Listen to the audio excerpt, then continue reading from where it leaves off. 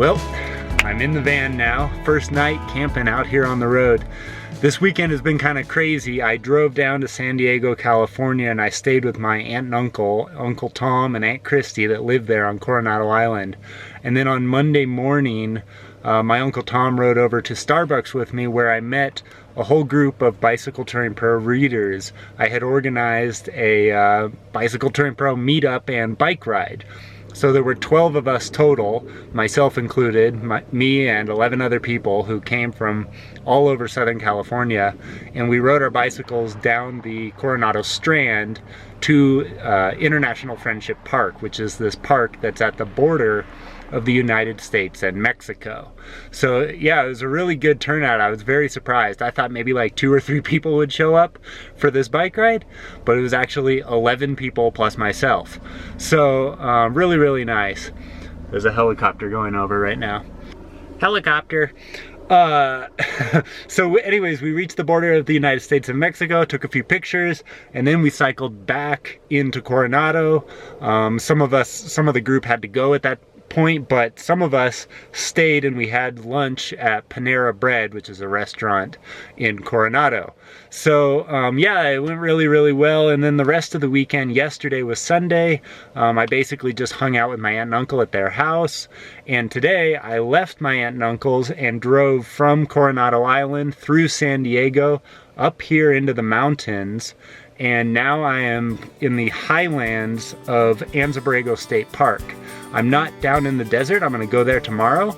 But yeah, this is going to be my first night in the van on my 2017 van trip, bike tour, bike packing, epic expedition through the American Southwest.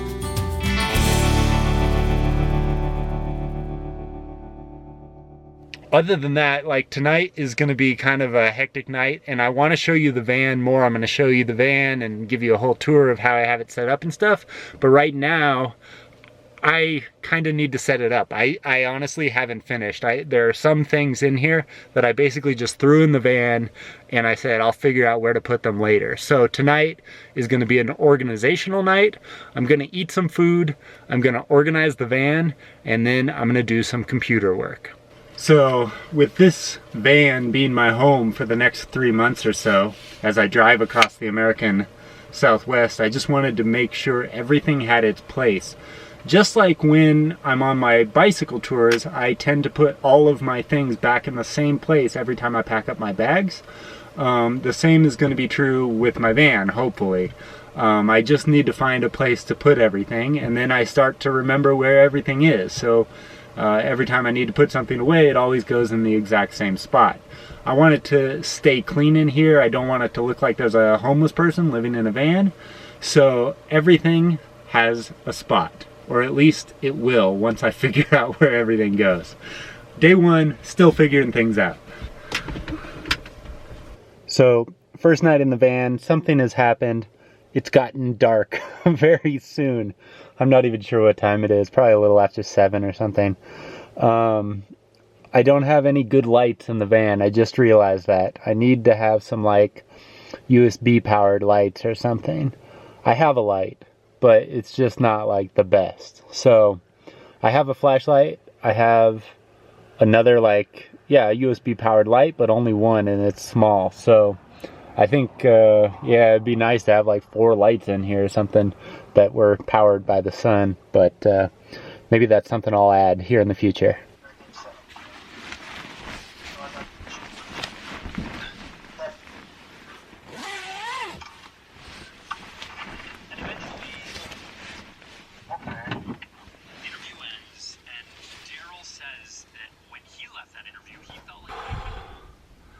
Just woke up. I didn't really sleep very well last night, to be honest. I woke up like 100 times. Hopefully I'll get used to sleeping in the car a little bit more, but it's funny, you know, I'm more comfortable sleeping on the ground than in the car. I'm not exactly sure what I'm going to do today. I think I'm going to pack up, go to Anza-Borrego, get some lunch there, and then bike around and explore downtown Anza-Borrego.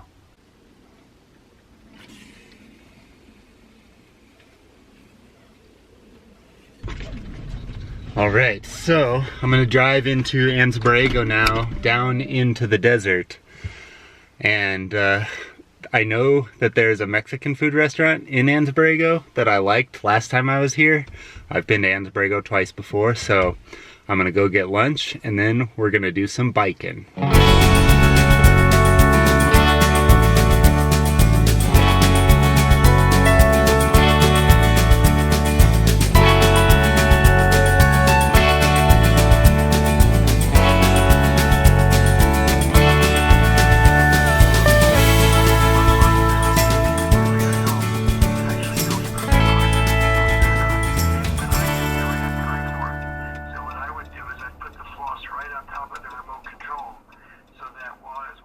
Alright, so I'm in the Anza-borrego Desert in Borrego Springs, California. I have packed my bike up here. I just have one pannier on the back and my handlebar bag, so I'm bringing my camera and tripod. And we are going to do a quick tour of the statues that are scattered out here in the Anza-borrego Desert. Not a lot of people out here today, it's pretty quiet.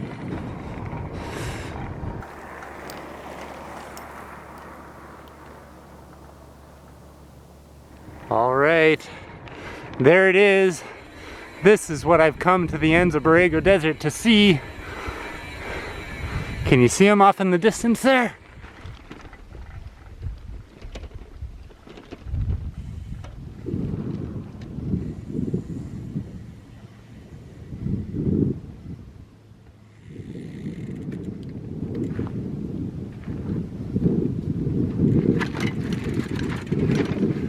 So this is what I've come to see. There are 130 giant metal sculptures like this scattered throughout the Anza-borrego Desert around Borrego Springs, California. This one is a mammoth. There's 3 mammoths here.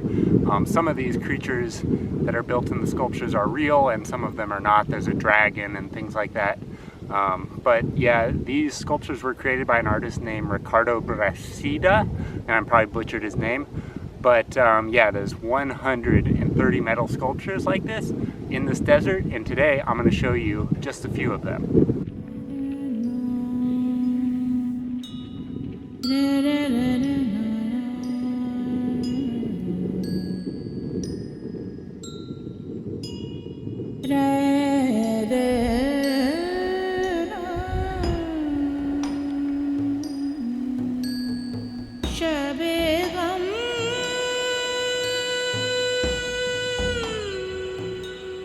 These are 2 of my favorite sculptures in all of Anza-borrego. We got a scorpion and a grasshopper or locust behind me. Really detailed pieces and really, really big. Just look at how big they are compared to me and my bike.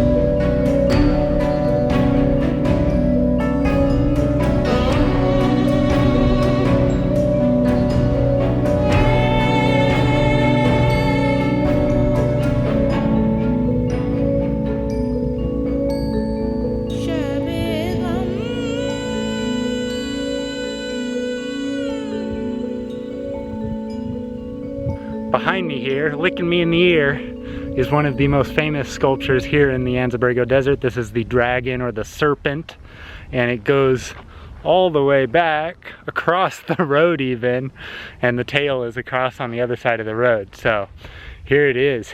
I should mention while we're here at the fire-breathing monster, I should mention how hot it is. It's about 92 degrees Fahrenheit or about 34 degrees Celsius. So it's pretty warm. Not terrible actually, but it's up there.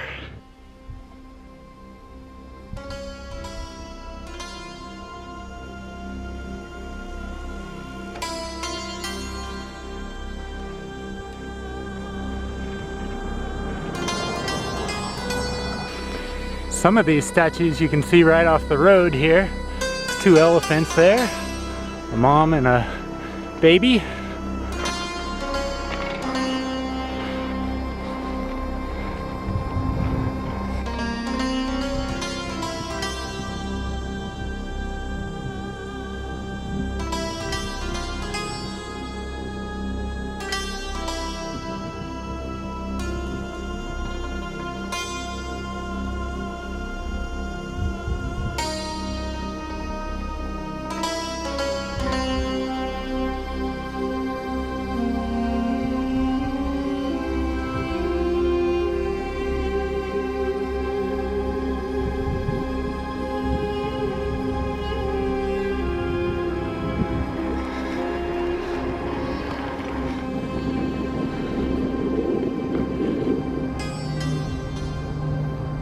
All right, and I'm back in Borrego Springs now.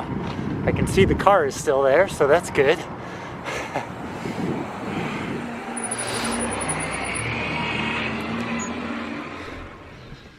So in Borrego Springs, I went to this dumpy little Mexican restaurant and got two vegetarian burritos. So I'm gonna eat those now before they get cold.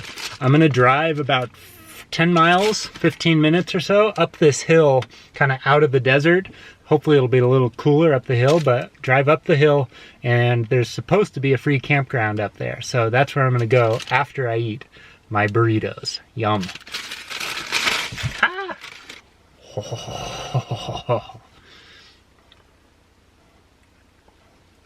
Oh. Maybe should have just gotten one of these, but they're pretty big. But I'm pretty hungry also.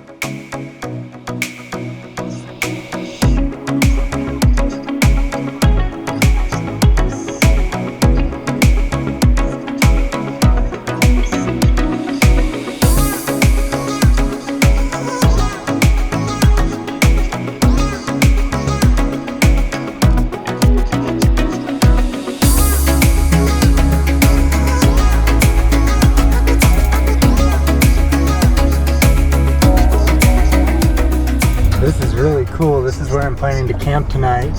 Hopefully there's no one out here.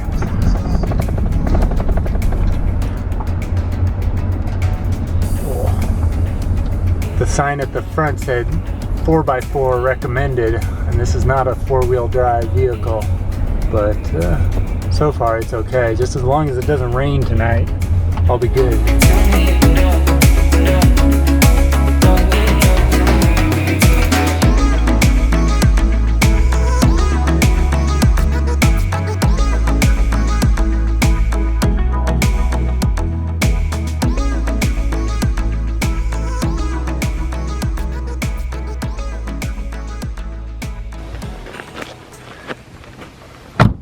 All right, so we got a good little campsite here. No one else is in this campground. It's free, by the way. Anza-Borrego State Park, up in the mountains a bit, and there is no one here. My favorite type of campground. One of the luxuries of traveling in a van with my bicycles, which is something I've never done before, is that I have like an 8-gallon, I think it's 8-gallon water tank in my van. So one of the things I need to do now is fill up all of my water bottles. I drank a lot while I was on the bike ride today, so I'm going to fill up my water bottles from my 8-gallon tank and then just basically hang around camp.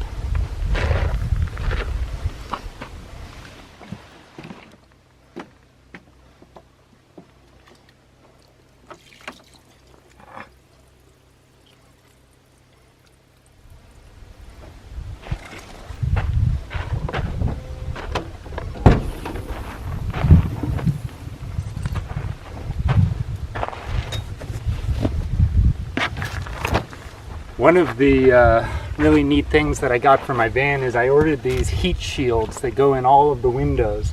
They're basically fitted window coverings that also provide some relief from the sun. So I'm going to put these in the window now, especially the front window, because it's getting blasted at the moment from the sun. Hopefully it'll cool the temperature down out here in the desert. It's really hot right now. I have a feeling tonight though it's going to get pretty cold. So heat shields are going in. And I have all of them stored here in the back. And there's one window, or one shield or a reflector for every single window in the van. So there's 1, 2, 3, 4, 5, 6, 7, 8 windows and 8 shields for the entire van here.